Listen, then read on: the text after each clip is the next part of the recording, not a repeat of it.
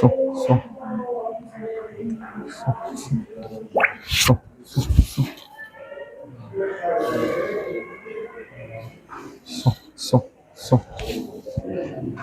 Aleluia.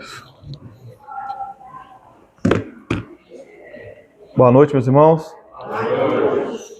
Graças a Deus por Jesus Cristo. Amém. Você só tem Jesus, meu irmão? Nós só temos Ele, né?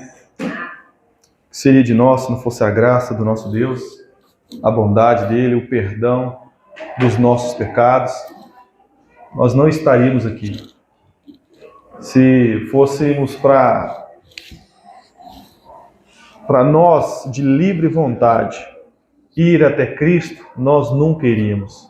Eu falo por mim mesmo. Eu falo porque eu conheço a minha natureza, e a minha natureza ela é inclinada sempre para o pecado, para o mal. Se não fosse a graça de Deus, nós mergulharíamos todos os dias no pecado, se não fosse a bondade do nosso Senhor. Então, daqui a 1000 anos, importará o nosso nome escrito no livro da vida. Quando nós morrermos, importará se o nosso nome estará escrito no livro da vida. Isso importa. Estava cortando o cabelo ontem, foi sexta-feira, e ali nós estávamos conversando ali com alguns jovens ali, o pessoal que estava ali no salão, e ele falou, uma das frases que foi dita ali é que esse negócio de religião é complicado. Eu falei, isso aí não é religião. É uma verdade. Talvez você não acredite, mas é uma verdade. E ele conversei com eles um pouco sobre o Evangelho, mas o que passa na mente das pessoas, meus irmãos, é que a religião ela é uma bobeira, né? Cada um tem a sua religião e ninguém intromete na religião de ninguém e tal. Realmente nós temos que importar. Só que nós cremos em uma verdade. Nós temos a certeza que existe uma verdade.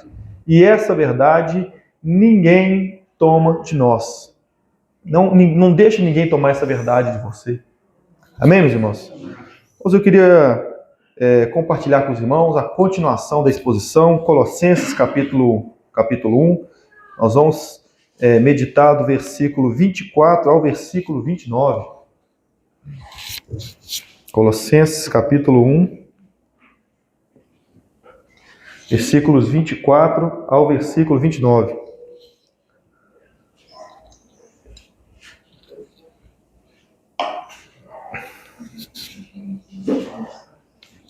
Fique à vontade, em pé ou sentado, fique tranquilo.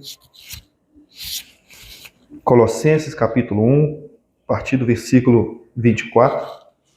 Vamos meditar até o versículo 29. Amém? Amém. Amém, graças a Deus. Está também no telão aí para os irmãos ler. Regozijo-me agora no que padeço por vós, e na minha carne cumpro o resto das aflições de Cristo pelo seu corpo, que é a igreja, da qual eu estou feito ministro, segundo a dispensação de Deus, que me foi concedida para convosco, para cumprir a palavra de Deus. O mistério que esteve oculto desde todos os séculos e em todas as gerações, e que agora foi manifesto aos seus santos, aos quais Deus quis fazer conhecer quais são as riquezas da glória deste mistério entre os gentios, que é Cristo em vós, a esperança da glória, a quem anunciamos, admoestamos a todo homem e ensinando a todo homem em toda sabedoria, para que apresentemos todo homem perfeito em Jesus Cristo, e para isso também trabalho, combatendo a sua eficácia que opera em mim poderosamente. Amém? Irmãos, nós falamos um pouco sobre o versículo 24, né? Paulo, um breve contexto para os irmãos, Paulo ele está escrevendo essa carta para a igreja ser edificada, para a igreja entender quais são as armas que ela pode lutar contra os falsos mestres, e com isso Paulo ele fala que a igreja essa igreja de Colosso, ela precisa de conhecimento espiritual, de entendimento. Essa igreja, ela precisa ter discernimento quanto às heresias. Ela precisa entender que o chamado do apóstolo Paulo não é um chamado que as pessoas escolheram ali aleatoriamente. Não, Paulo fala que o chamado dele é um chamado de Deus. O próprio Deus chamou o apóstolo Paulo. O próprio Deus escolheu ele entre tantas pessoas, como Deus em todo o mundo chamou e escolheu outras pessoas. Paulo foi uma dessas pessoas escolhidas por Deus para exercer esse ministério. Paulo, ele tinha certeza do chamado dele. E com isso, o chamado de Paulo, o chamado dele, ele compreendia que a vida dele era um instrumento para a edificação de outras pessoas. Com o conhecimento que Deus tinha dado para ele, com as experiências que ele tinha passado, poderia servir para edificar outras pessoas. O conhecimento que ele tinha pelo judaísmo era um conhecimento que Paulo tinha certeza que ele poderia usar aquele conhecimento para a edificação da igreja. E com isso, Paulo, antes nos versículos, a partir do versículo 12 de Colossenses capítulo 1, Paulo ele fala que ele orava para que essa igreja tivesse conhecimento da palavra de Deus, tivesse o conhecimento do próprio Deus, para eles saberem como fazer nas dificuldades, como fazer em tempos difíceis. Então Paulo ele sabia que o seu chamado é um chamado dado por Deus. É um chamado que Deus escolheu ele para edificar outras pessoas. Então, meu irmão, com isso nós entendemos que um bom ministro de Cristo, ele tem algumas características que a igreja de Deus, ela pode observar essas características e identificar quais são os ministros de Deus e quais não são os ministros. Nós, a igreja, nós como igreja, precisamos compreender pela palavra de Deus o que nós devemos fazer, qual é a missão que Deus concedeu a nós e o que é a verdadeira palavra de Deus, o que é o evangelho de Deus, quem são os ministros de Deus e quem não são os ministros de Deus, o que é a palavra de Deus e o que não é a palavra de Deus. Nós temos que procurar identificar isso. Para quê? Para a nossa edificação, para a edificação da nossa família. Qual que é o lugar que nós estamos frequentando? Qual igreja que eu devo ir? Qual igreja que eu não devo ir? Quais pessoas eu devo seguir na internet e quais eu devo excluir? Por quê? Porque para nós cristãos é essencial sabermos, identificarmos o caminho que nós estamos prosseguindo, o caminho que nós estamos andando. E Paulo, a partir do versículo 24, Paulo fala que por causa da igreja, ele padecia. Ele era um homem que a sua vida era um instrumento dado por Deus e ele chorava, ele passava dificuldades, ele enfrentava grandes tribulações para que a igreja fosse fortalecida. Para que a igreja de Deus ela fosse edificada. E com isso, ele era um homem que sofria por amor ao evangelho e por amor às pessoas, para os homens e mulheres. Meus irmãos, o evangelho de Deus, o evangelho é algo muito simples.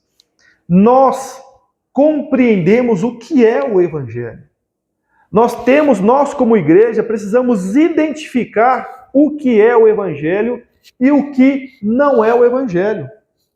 Hoje, com várias pregações aí na internet, vários ministros, vários pregadores, nós até às vezes passa despercebido uma pequena distorção de um texto, um pequeno erro que nós colocamos, isso aí não tem problema nenhum não, vamos seguir por esse caminho, isso aí não tem problema. Só que nós temos que observar, porque isso para nós são fundamentos eternos. Nós temos que compreender, quando Paulo chega em Tessalônica, em Atos 17, para pregar o Evangelho, Ali ele prega o evangelho para algumas pessoas ali, e ele prega ali o evangelho naquela cidade, e algumas pessoas creem na pregação de Paulo, e outras pessoas começam a perseguir Paulo. E por causa dessa perseguição, Paulo vai para uma outra cidade, chamada Bereia. Paulo chega nessa cidade, na cidade de Bereia, e Paulo, quando ele começa a pregar ali naquelas sinagogas, ali naqueles lugares, Paulo, ele observa que aqueles irmãos que estavam ouvindo ele, eles começam a analisar a lei, aquilo que ele estava falando, se era coerente com a palavra de Deus.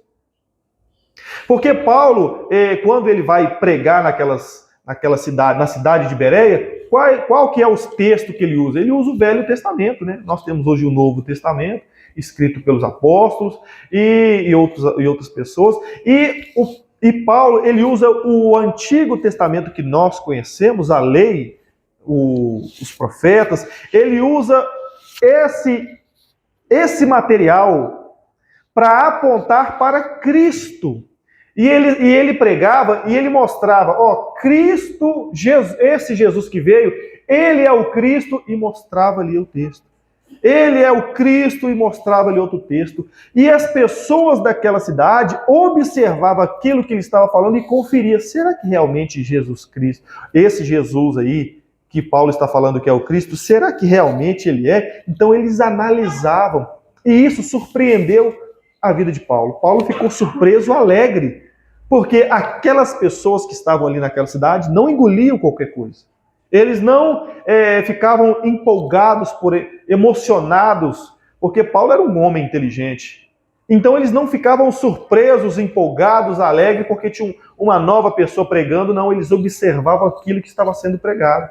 Paulo, aqueles irmãos bereanos daquela cidade de Beré, eles observavam Paulo e eles ficavam comparando com as escrituras se eram realmente aquilo.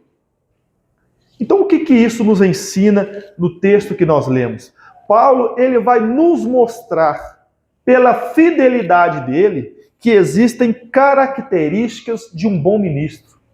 Existem características de um bom ministro do Evangelho. Você vê aí no versículo 25, ele diz, ele fala do Evangelho, das aflições de Cristo, que ele cumpriu um bom ministério. No versículo 25 ele diz, da qual eu estou feito ministro, segundo a dispensação de Deus, que me foi concedida para convosco, para cumprir a palavra de Deus. Paulo sabia, meus irmãos, que o chamado dele era um chamado divino. Ele tinha isso na sua mente, que ele era um homem chamado por Deus. Ele era um homem chamado por Deus. E com isso, Paulo, ele tinha autoridade para ensinar. Ele tinha autoridade para exortar aqueles irmãos e para ensinar a eles sobre o Evangelho. Nós, como igreja, precisamos identificar esses pontos e identificar que, será que os ministros, aqueles que estão pregando na minha igreja, aqueles homens que eu estou seguindo, será que eles são homens de Deus mesmo? Será que eles foram chamados por Deus mesmo? Ou será que eles reuniram em uma casa, em algum certo lugar, e alguém falou assim, não, você agora é um pastor, você agora é um missionário, você agora é um bispo, eu não sei. Paulo, ele nos ensina que nós precisamos identificar os pregadores. Não é qualquer pregador que você pode acompanhar pela internet, que eu posso acompanhar pela internet. Sabe por quê, meu irmão? Porque isso é prejudicial para nós. Se nós formos seguindo homens que estão ensinando doutrinas erradas, que a Bíblia chama doutrinas de demônios, nós vamos seguir por esses caminhos. Neste salão que eu estava, um dos jovens que estava lá falando sobre religião e tal, ele falou que ele estava recebendo conselhos do testemunho de Jeová. Estava recebendo conselhos ali. Então, nós cremos que essa religião não tem doutrinas de Deus, e sim ensinamentos de demônios, doutrinas erradas, que não é o evangelho, eles estavam ensinando essa pessoa. Então, ensinando esse jovem. Olha o perigo. Olha o perigo para mim e para você, aprender outros tipos de doutrina. Com isso, nós precisamos identificar quem é aquela pessoa que está ensinando para nós. É homem de Deus? Será que essa pessoa é fiel à palavra de Deus? Será que o que ele está ensinando está de acordo com a palavra de Deus? Nós precisamos observar esses pontos. Porque isso importa na eternidade. Isso é fundamental na sua eternidade. Se você é um homem ou uma mulher que ainda não é crente e ouve qualquer pessoa, você pode estar ou correndo mais rápido possível para as trevas, ou você pode estar correndo para o braço de Cristo. É um perigo, meu irmão. Você ouvir qualquer pessoa, você alimentar de qualquer doutrina. É um perigo. Ninguém vai te dar um prato de comida bonito. Você não vai comer se tiver uma perna de uma barata, vai? Ah, esse prato é tão bonito, mas tem uma perninha de uma barata ali, eu posso só tirar. Ninguém faz isso, ninguém tira só aquela parte ali, porque sabe, não, está tudo contaminado. Está tudo contaminado. É a mesma coisa. Você não vai beber um copo de água, você está com 2 litros de copo de água a beber, e tem só uma gotinha de urina de cachorro, só uma gotinha. Não, meu irmão. Aquela heresia, ela pode afetar toda a sua vida.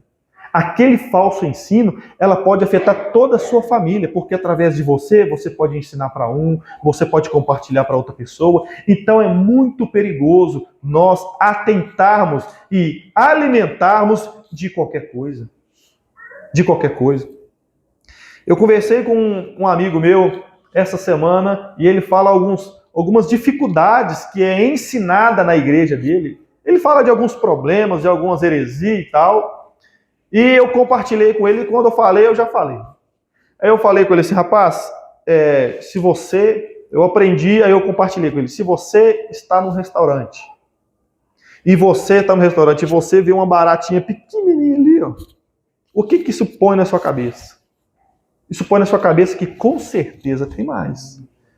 Com certeza tem muito mais. Se você chega num lugar e você está em uma igreja que não é o ensinamento ali, tem um erro aqui, tem outro erro ali, tem ali, mas não é tão fundamental. É fundamental sim, meu irmão.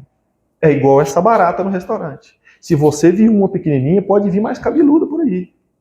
Então nós temos que identificar isso. Nós temos que procurar identificar esses pontos para nós não sermos enganados. Por quê? Porque através de você vem seu pai, vem a sua mãe, vem seu irmão, vem seus filhos, vem seu parente. Todos podem estar correndo perigo. Por isso que Paulo fala, escute o que eu estou falando, porque o meu chamado é um chamado divino. Deus me chamou. Não foi qualquer pessoa que me separou. Deus me separou. Paulo tinha compromisso com a palavra de Deus. Ele fala que o chamado dele foi para cumprir a palavra de Deus. Para cumprir a palavra de Deus.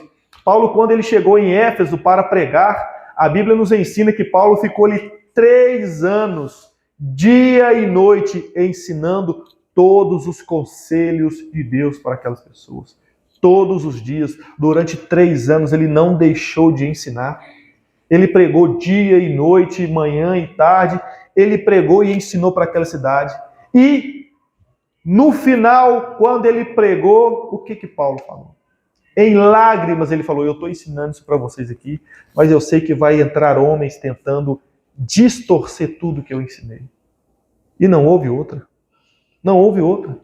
Houve pessoas tentando distorcer, como em Colossenses houve pessoas distorcendo toda a pregação do apóstolo Paulo. Tirando a autoridade do apóstolo Paulo. Falando mal de Jesus Cristo. Falando mal da divindade de Jesus, olha o grande perigo. E o irmão que falou dessa situação para Paulo, falou, Paulo, eu não sei o que fazer. Sabe por quê? Porque os falsos mestres, eles estavam entrando ali devagarinho. Os irmãos estavam aceitando ele, eles eram pessoas, gente boa, e quando foi ver, eles já estavam falando mal de Jesus, falando mal da divindade de Jesus. Eles estavam falando para nós guardar festa, para nós fazer culto a anjos. Eles estavam ensinando isso. E alguns irmãos poderiam estar se envolvendo nesses falsos ensinos. Então há um grande perigo, meus irmãos, de nós aceitar qualquer pessoa para entrar dentro da nossa casa e ensinar a palavra de Deus. Há um grande perigo. Há um grande perigo, e Paulo sabia disso, e ele falou assim: o meu chamado é um chamado divino. Eu sei o que eu estou falando. Não foi o homem que me separou, Deus me separou. Deus me separou. Então nós, como igreja, precisamos identificar esses pontos. Identificar. A segunda característica nós vamos no versículo 26, que Paulo diz que, no versículo 26, o mistério que esteve oculto desde todos os séculos e em todas as gerações, e que agora foi manifesto aos seus santos, aos quais Deus quis fazer conhecer quais são as riquezas da glória deste mistério entre os gentios, que é Cristo em vós, a esperança da glória. Aqueles irmãos que estavam ensinando, estavam tentando se infiltrar nessa igreja, esses homens, eles estavam falando: nós temos um conhecimento, só que esse conhecimento, ele não é dado para qualquer um. É um mistério para as pessoas comuns. Não são todas as pessoas que têm capacidade de entender essa revelação, de receber esse mistério de Deus. Deus me falou aqui, só eu recebi esse manto, só eu que recebi esse mistério, só eu que estou... Irmão, não é qualquer pessoa que pode receber. Eles estavam falando isso, ensinando para aquela igreja, que não é qualquer pessoa que poderia receber essa gnose, esse conhecimento. Aí quando Paulo vai falar sobre o evangelho, Paulo vai falar que Deus revelou esse mistério que estava oculto. Ele fez todos vocês conhecerem. E que mistério é esse? É Cristo Jesus em vós, a esperança da glória. Paulo estava pronto para compartilhar fielmente a pregação do evangelho, a pregação da palavra de Deus. Toda a pregação de Paulo era cristocêntrica. A segunda característica de um bom ministro é que a mensagem dele é cristocêntrica. Ele aponta sempre o homem para Cristo. Sempre o homem para Cristo. Se você tiver para aconselhar qualquer pessoa, irmão, aponte o homem para Cristo. Não mostre o seu testemunho, não. Não mostre o quanto você é bom, não. Aponte o homem para Cristo. Isso já foi revelado. Não está oculto.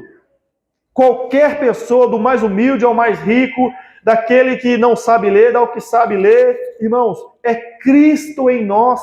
Paulo compreendia isso, que o dever dele era mostrar Cristo para aqueles irmãos.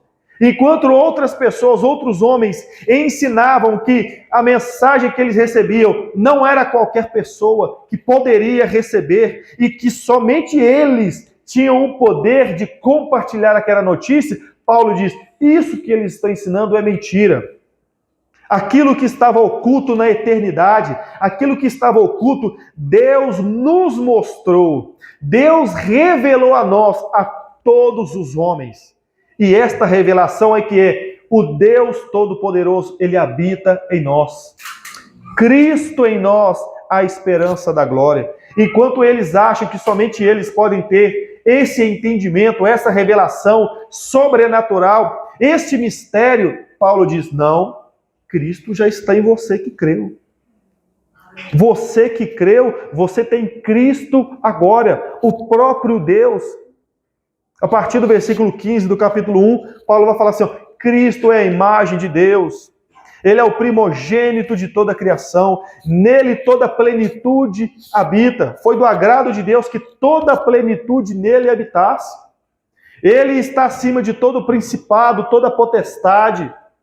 Paulo está exaltando a Cristo e direcionando aquela igreja para ter Cristo ao Salvador, ao único Salvador. O verdadeiro ministro, ele é chamado por Deus e ele é cristocêntrico. Ele aponta a igreja para Cristo. O que o homem precisa é de Jesus. O homem precisa de um Salvador. Foi cantado aqui: o que nós temos é Jesus. É o que nós temos. Não existe outro bem que pode nos satisfazer a não ser Cristo Jesus? Não tenta, meu irmão, escute aqui, ó. Não tenta motivar as pessoas. Escute, você pode melhorar de emprego. Aí sim você vai ser feliz. Escute, vem para a igreja, que lá o pessoal lá é legal. O pessoal lá, eles viram cambalhota, ele pula de uma perna só, eles voam, quando você vê o fogo tá caindo. Irmãos, se Cristo não for suficiente, nada vai ser. Se Cristo não é suficiente para atrair o jovem, o idoso, o homem, a mulher, nada vai satisfazer essa pessoa. Nada, absolutamente nada. A única coisa que você pode apresentar para essa pessoa que está perdida é Cristo. Ele não precisa de um bom casamento, ele precisa de Jesus. Ele precisa de obedecer à palavra de Deus e crer e confiar somente no Senhor. Esse jovem, o que ele precisa? Ele precisa de Cristo, do Salvador, do verdadeiro Salvador. Se a sua motivação não for Cristo, nada vai te motivar. Nada. Nós podemos fazer vários trabalhos, várias atividades dentro da igreja. Nós podemos pintar a parede de preto, de azul, de rosa, pintar o chão de colorido, de arco-íris. Meu irmão, se Cristo não te satisfazer, nada vai te satisfazer. Nada. Grave isso na sua cabeça. Nada. Eu só vou para a igreja quando eu melhorar de emprego. Irmão, se você pode melhorar de emprego e ganhar 50 vezes mais, e você ainda vai continuar desejando mais. Se Cristo não é suficiente para você sair de onde você mora e estar aqui, nada te satisfaz. Nada. Entenda isso. Entenda. Compreenda a grandeza de que quem Cristo é. Quem Cristo é para mim. Quem Cristo é para você. Ele é o quê? O que ele é seu? Ele é alguém que você usa como moeda de troca, como barganha. Você vai a ele em oração só para pedir? Ou seja, eu quero isso, eu quero aquilo. Eu consegui? Agora eu não preciso mais de Cristo, eu não preciso mais de você. Eu não te adoro, eu não glorifico o teu nome, eu não te agradeço pela minha salvação, eu não te agradeço pelo que o Senhor fez por mim, nada. Eu só te agradeço porque o Senhor pagou minha conta atrasada. E para mim está ótimo, ok. Eu só vou até Cristo, por quê? Porque meu casamento está falido. Eu consegui meu casamento de volta. Aonde está Jesus? Agora eu não preciso mais dele. É como se fosse um gênio da lâmpada. O que você quer hoje, hein? Fala para mim. Meus irmãos, se aquilo que ele fez por você, uns versículos anteriores, se você for ler, se você for compreender, Paulo fala que Deus nos resgatou das trevas e nos trouxe para o reino do seu Filho amado. Ele nos resgatou das trevas. Estávamos partindo para caminhos de perdição, mas Ele nos resgatou. Ele nos transportou para o reino do seu Filho amado, em quem nós temos a remissão dos pecados, em quem nós fomos perdoados para sempre. Se isso não é suficiente para você, irmãos, nada será. Entenda, você pode ter uma casa de 15 andares, você pode morar em Dubai, você pode morar em um condomínio onde o Neymar mora. Se Cristo não te satisfazer, o seu coração... Salomão, eu não estou lembrado do versículo, mas Salomão, eu sei que está em Provérbios. Salomão fala assim que o coração do homem, ele é semelhante ao Sheol, ao inferno. Ele nunca se satisfaz. O coração do homem, ele é como um inferno, ele nunca se satisfaz, ele sempre quer mais. Para o inferno, quanto mais almas for para ele, ele nunca vai lotar, nunca vai encher. Ele nunca se satisfaz. Assim é o coração do homem, assim é o meu e o seu coração. Somente Cristo pode completar essa necessidade de busca. Você não precisa de um bom marido, você precisa de Cristo. Você não quer que o seu marido faça isso ou aquilo. Você não precisa que a sua esposa vire crente. Você precisa de Cristo. E você sabe que ele precisa de Cristo também. E Paulo, ele entendia que a igreja precisava de Cristo. E ele diz no versículo 27, aos quais Deus quis fazer conhecer quais são as riquezas da glória deste mistério entre os gentios, entre aqueles que não eram judeus. E que mistério é esse? O mistério é que é Cristo em vocês. é a esperança da glória eterna. Cristo é a nossa esperança. Não existe nada que pode nos satisfazer a não ser Cristo. Então, a segunda característica de um ministro fiel é que ele é cristocêntrico. Cristocêntrico. Até difícil falar. O versículo 28 e 29 diz o seguinte: a todos os homens, aos gentios, a quem anunciando, admoestando a todo homem e ensinando a todo homem em toda sabedoria, para que apresentemos todo homem perfeito em Jesus Cristo. E para isso também trabalhando, combatendo segundo a eficácia que opera poderosamente. O verdadeiro ministro de Cristo, ele trabalha para que a igreja seja edificada. A igreja é edificada. Grave isso. O verdadeiro ministro de Cristo, ele trabalha dia após dia para que a igreja seja edificada. Com isso nós compreendemos e já colocamos de lado vários pregadores que só falam de dinheiro. Eles não estão nem aí para a igreja, eles só querem dinheiro. Eles estão enganando homens e mulheres simples a encher os bolsos deles de dinheiro. A encher. Semana retrasada eu conversei com um rapaz e ele falou comigo, ele falou com o meu cunhado, que ele conhecia uma igreja que tinha um homem que revelava até o CPF. Eu falei, poxa...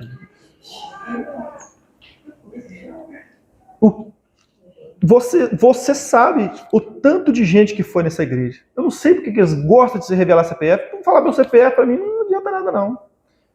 Se limpar o meu nome, tudo bem, mas revelar meu CPF não adianta nada, não. Para que vai revelar o CPF? O que entra na mente dessas pessoas? O que? Ele vai falar para mim o que está oculto e o que está escondido. Essas pessoas, elas gostam disso, meu. Elas gostam disso. A Bíblia ensina que não é de se admirar que Satanás ele se transforma em anjo de luz. Em anjo de luz. Quando o anticristo vier, quando o filho da perdição se manifestar, um dos sinais para você saber se é anticristo ou não, se é filho da perdição ou não, é que ele vai operar grandes milagres. Ele vai fazer prodígios. Isso vai atrair gente ou não vai? Ah, mas vai. Se hoje o cara está revelando CPF e está atraindo gente, imagina quem fizer milagres. Imagina se você vê alguém que nasceu sem as duas pernas, a perna regenerar na sua frente, você vai ficar doido. Você vai dizer, eu quero esse cara, mora na minha casa. Então, meu irmão, neste dia o anticristo ele vai nadar de braçada. Então, por isso que nós temos que observar que o fiel ministro, ele é chamado por Deus, cristocêntrico, e ele prega para a edificação do corpo de Cristo. Olha o que Paulo fala no versículo 28. A quem anunciamos? Ele está falando sobre os gentios, que ele anunciava esse mistério que estava oculto para os gentios, para aqueles que não eram judeus. E ele anunciava, e ele admoestando a todo homem, e ensinando a todo homem, e em toda sabedoria, para que apresentemos todo homem perfeito em Cristo Jesus. É a função de um bom ministro de Deus. E nós vemos que Paulo, ele tinha essas características. Ele foi chamado por Deus. Tudo que Paulo falava, se ele batia do lado, ele falava, olhe para Cristo. Viu? Se ele dava uma rasteira no irmão que está em pecado do lado, ele falava assim, leve esse homem para Cristo, para que a alma dele seja salva. Sempre direcionava para Cristo Jesus. E ele ensinava a todas as pessoas. E ele exortava para que esses homens e mulheres sejam fortalecidos no Senhor, para que eles apresentassem homens e mulheres perfeitos em quem? Cristo Jesus. Cristo Jesus. Aqui nós tiramos apenas 3 características. E eu acredito que elas são fundamentais para nós, a partir de hoje. Observar quem que você está assistindo. Quem que você está procurando na internet. Qual igreja que você está procurando? Você está procurando igreja que eles pregam o verdadeiro evangelho ou homens que revelam o CPF? Eu já estive em uma igreja, eu já presenciei. Foi um dia, um homem em uma certa igreja, eu estava nessa igreja, e ele falou que ele tinha o dom do emagrecimento. Foi uma... Oh, meu irmão, vou falar com você a verdade. As irmãs que eram mais, gordinhas na igreja, pulou lá na frente. O homem... Não. Ele fez essas mulheres deitar.